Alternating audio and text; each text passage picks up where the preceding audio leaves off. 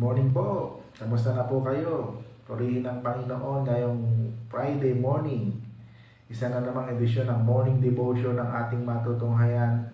Buhat po dito sa ating pinakamamahal na iglesia, ang Crossroad United Methodist Church. I hope and I pray na kayo ay nasa mabuting kalagayan at patuloy na pinagpapala ng ating Panginoon. Ang share ko sa umagang ito sa ating morning devotion ay may kinalaman pa rin sa ating tinatalakay na mga baluti na kaloob ng ating Panginoon. Sabi po sa Efeso chapter 6 verse 15, isuot ninyo ang sandalias ng pagiging handa sa pangangaral ng magandang balita ng kapayapaan.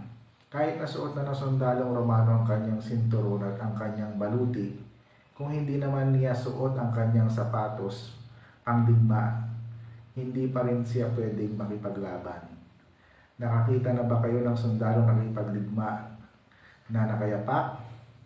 Handa ba ang mga sundalong laging naka-combat shoes?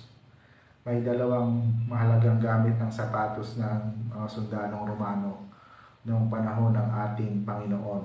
Una, for protection.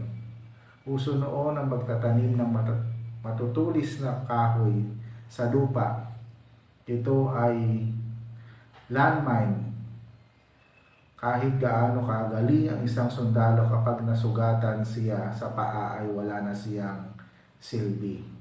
Pangalawa, for stability. Bukod sa makapal na swelas, ang sandalias ng sundalong Romano ay may mga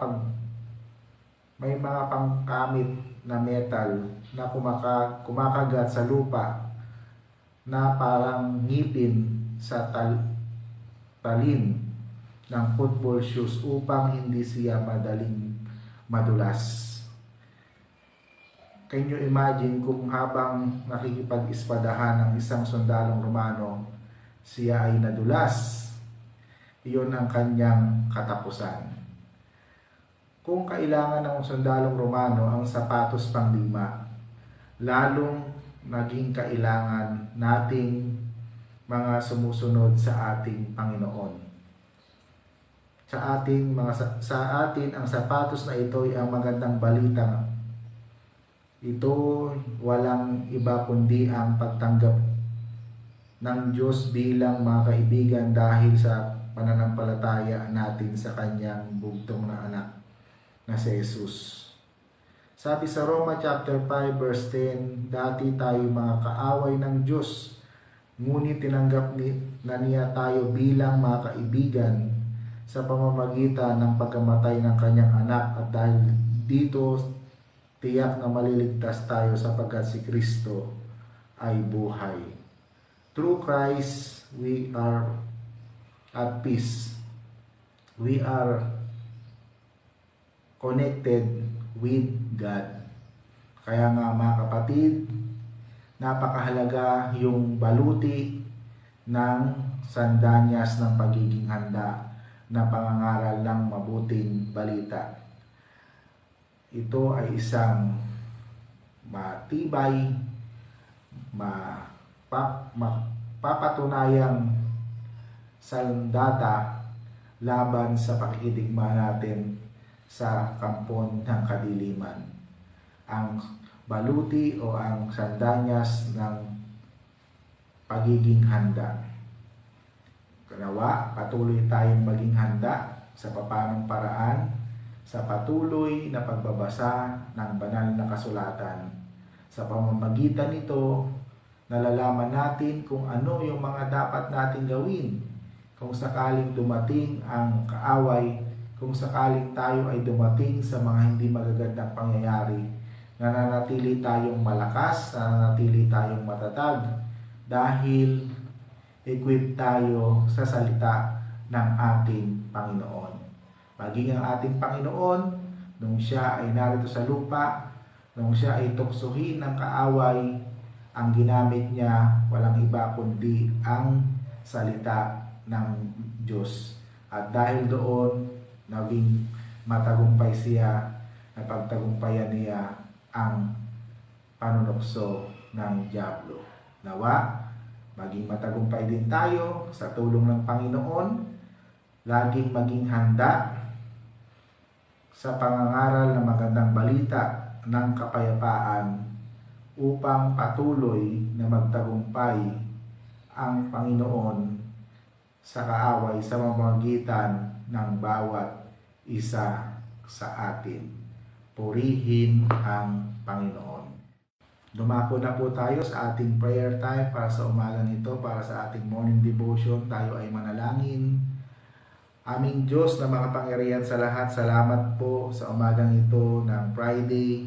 Isa na namang edisyon ng morning devotion ng aming napakinggan buhat sa iyo, na kung saan muli mo kaming ni-remind na kung paano maging handa na isuot ang sandanyas, ang mabuting balita, upang ang aming mga paa ay maproteksyonan sa mga gawa ng kaaway. Tulungan niyo po ang aming mga paa na maging instrumento ng paglilingkod sa iyo. Kami ay matulin na pumunta sa iyong mga bahay-sambahan, matulin na ipahayag ang salita ng Diyos, puntahan ang mga taong hindi pa nakakakilala sa Kanya, matulin sa paggawa ng kabutihan, ipalaganap ang salita ng Diyos, at higit sa lahat, isa pamuhay, isa gawa, maging batayan ng aming pananampalataya ang iyong mga dakilang salita. Patnubayan niyo po kami sa kabuuan ng araw na ito. Huwag niyo po kaming iiwan, lalo tigit sa mainit na panahon. Samahan niyo kami, Panginoon, proteksyonan niyo kami, hindi lamang kami, kundi maging ang mga bata, ang mga senior citizen, ang mga pumapasok sa tanggapan, opisina na kanilang kinabibilangan.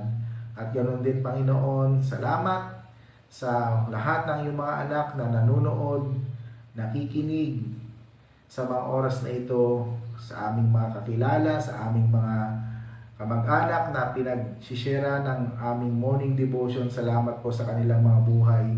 Nawa meron po silang natutunan, meron po silang tinanggap buhat sa iyo. Pinagpipray din namin sa iyo ang aming mga kapatid na nagse-celebrate ng kanilang birthday para sa linggong ito, Panginoon. Sa ang aming kapatid na Primo Datuin, ang aming kapatid na Gloria, ang mami ni Ate Arceline, ganoon din, Panginoon, si Ate Yoli Salazar, salamat din po sa kanyang kaarawan, at ganoon din po kay kapatid na TJ sa kanyang kaarawan, ang anak ni Kuya Mandy. Pinagpipray din namin sa iyo ang muling pagbabalik ni Kuya Ben sa Amerika. Salamat po sa maikling panahon na amin siyang nakasama. Pagpalain niyo po siya sa kanyang muling pagbabalik, sa kanyang work, patuloy na kalakasan at magandang kalusugan. At ganoon din po, pinagpipray din namin sa iyo ang mga kapatid namin sa ibang dagat, na malayo man sila, ay lagi silang kasama sa aming mga panalangin. Pinagpipray din namin sa iyo ang mga kapatid namin na may mga karamdaman. Ipuin niyo po sila ng iyong mapagpalang kamay, at nawa sa pamamagitan nito ay maramdaman nila ang iyong pagkilos sa kanilang mga buhay. Pinagpipray din namin sa iyo ang celebration ng Northwest Metro Manila District Anniversary bukas po na gagawin sa Philippine Christian University. Salamat po, Panginoon, sa katagumpayan ng Northwest Metro Manila District sa kanyang ika-31 pagkakatatag sa pangunguna ng aming minamahal na DS Cruz. Marami pong salamat, dakilang Diyos. Ito po ang aming panalangin sa umagang ito, sa tamis na pangalan ni Jesus na aming Panginoon. Amen. Ayan. Natapos na naman tayo para sa isa na namang edisyon ng morning devotion para sa umagang ito ng Friday. Thanks God, it's Friday. At nawa ngayong weekend ay samahan at ingatan tayo ng Panginoon. Manatili po tayo sa ating matahanan kung wala tayong mahalagang pupuntahan, dahil po napakainit po sa labas. Dito po sa ating iglesia ay Umaga pa lang po, ngayon po alas 7 ng umaga ay damang-dama na po yung mainit na panahon. Ngunit salamat sa Panginoon dahil patuloy niya kaming iniingatan, sinasamahan dito po sa ating iglesia. So hanggang sa muli nating pagdiniig, ito po ang inyong lingkod, Pastor Moses. Lagi nagsasabing ang Diyos ay patuloy na mabuti, hindi lamang noon, hindi lamang ngayon, kundi maging sa mga susunod pang panahon. Hanggang sa muli, God bless everyone. Paalam!